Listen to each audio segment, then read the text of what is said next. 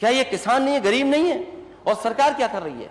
बाढ़ और सूखा से संबंधित मुद्दे पर उनको केवल गोरखपुर का जल जमाव याद आया, बाकी और कुछ भी नहीं याद आया था। कहां है पीडीए?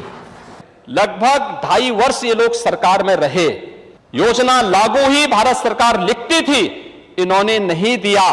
क्या आप अखबार नहीं पढ़ते, सोशल मीडिया नहीं देखते? ये तय है कि चच्चू अगर आपने अभी से निर्णय नहीं लिया तो 27 में सबसे पहले क्लीन बोर्ड आप ही होने वाले हैं। देखना, रिहर्सल में कुछ कमी रह गई है लगता है। चच्चू कुछ तो सिखाया करो। नेता सदन कितने दिन से आप मुख्यमंत्री हैं? 6.5 साल से ज्यादा हो गए। आपने बिजली विभाग का क्या सत्यानाश किया है? समस्या का समाधान इस बात पर निर्भर करता है कि आपका सलाहकार कैसा है। आज सरकारी हॉस्पिटल में मरीज इसलिए आ रहा है क्योंकि उसको दवा मिल रही है, उसे डॉक्टर मिल रहे हैं। आपके समय में ना डॉक्टर थे और न ही दवा थी। क्या ये किसान नहीं है, गरीब नहीं है? और सरकार क्या कर रही है? क्या सरकार भी सो रही है क्या? यह सरकार अपनी आंख बंद करके बैठी हुई है तो उसे दिखाई नहीं दे रहा? पीलीभीत टाइगर रिजर्व, लगभग 40 से ज्यादा लोगों की जान चली गई।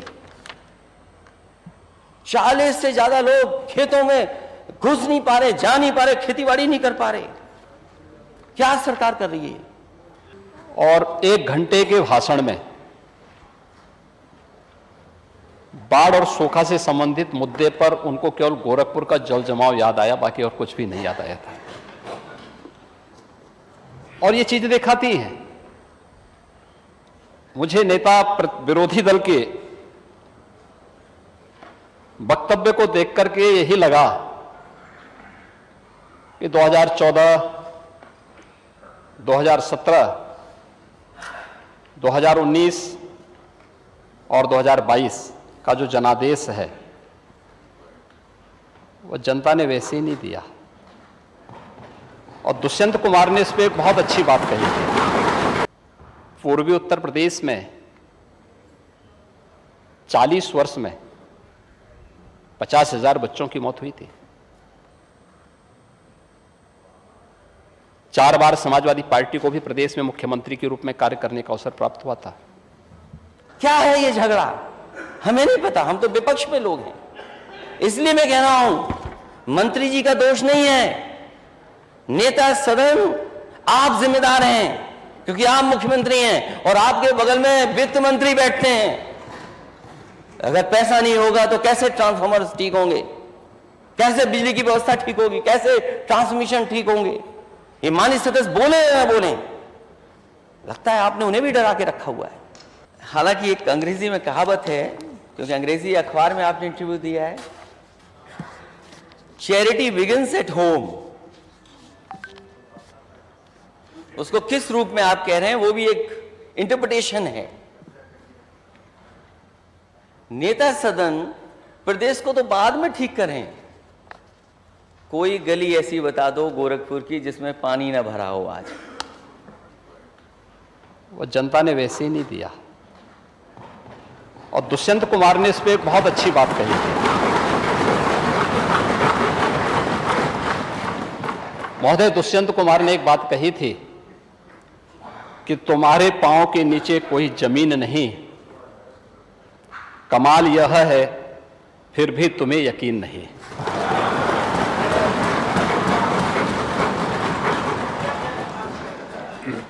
क्या कर रहे थे? 4 बार मुख्यमंत्री बनने के बाद भी आप लोगों ने उसका समाधान नहीं निकाल पाए।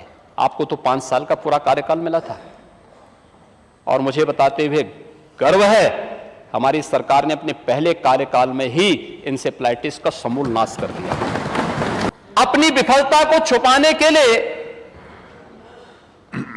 आपको वहां पर किसी गरीब का आना और गरीब को आयुष्मान सुविधा में 5 लाख रुपए की स्वास्थ्य बीमा का कवर मिलना, यह भी इनको बुरा लगता है।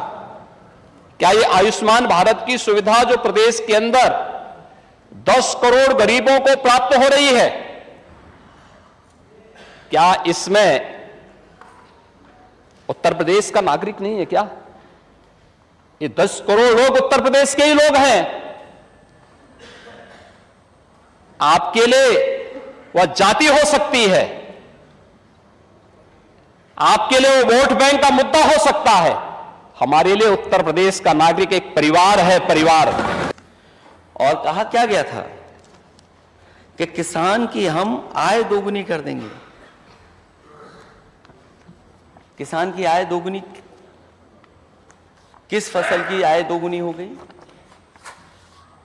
नेता सदन बताएं, पूरे प्रदेश में माननीय सदस्य यहां बैठे हैं, अगर कहीं भी 6.5 साल में देखिए एक नई मंडी बनाई हो, एक मंडी नई बनाई हो, और मंडी के साथ साथ जिन फसलों की कीमत देनी चाहिए थी सरकार को, क्या फसलों की कीमत सरकार दे रही है जिससे कि हम ये कह सकें कि हमारे किसानों की आय दोगुनी हो गई? फार्मर्स की डबल इनकम कैसे होगी? कोई माननीय सदस्य ऐसा नहीं जिसने सूखा पर और बाढ़ पर चिंता व्यक्त न की हो। कोई ऐसा सदस्य नहीं है जिसने सूखा और बाढ़ पर अपनी बात न रखी हो, क्योंकि वो जब क्षेत्र में जाते हैं कुछ तक करके और कहते थे कि हम तो उनका भर देंगे, क्या जेब भर देंगे। और बिजली पे तो अभी हम बोले ही नहीं है। बिजली की हालत क्या है? क्या हालत है बिजली की? यानी ये दिखाती है कि पिछली सरकार के पास विकास का कोई अपना एजेंडा नहीं था, व्यक्तिगत एजेंडा था। व्यक्तिगत एजेंडा परिवार का एजेंडा था। और आएंगे ना, बहुत सारी जगह आऊंगा मैं उस पर भी। किस तरीके से प्रदेश के अंदर मैंने लोहिया आवास की सच्चाई आपके सामने रखी और अभी इनके कुबेर के खजाने का भी सच्चाई सामने रख दी है। कह रहे थे हमने इतना पैसा दे दिया, इतना पैसा दे दिया कि किसान आत्महत्या कर रहा था। ये सच्चाई थी ना, ये सच्चाई थी कि किसान आत्महत्या कर रहा था। और अपनी विफलता को छुपाने के लिए आरोप प्रत्यारोप, हमेशा धोखा देने की प्रवृत्ति एक स्थिति होती है हमेशा। कभी चाचा को धोखा दे दो, कभी बहन जी को धोखा दे दो, कभी भाई साहब को धोखा दे दो, कभी किसी को दे दो। ये प्रवृत्ति हमेशा होती है और वही स्थिति आज भी है। जब असत्य ही असत्य ही बोलना है, असत्य वाचन ही करना है, तो ये लगातार इस प्रकार की चीजें चलती हैं।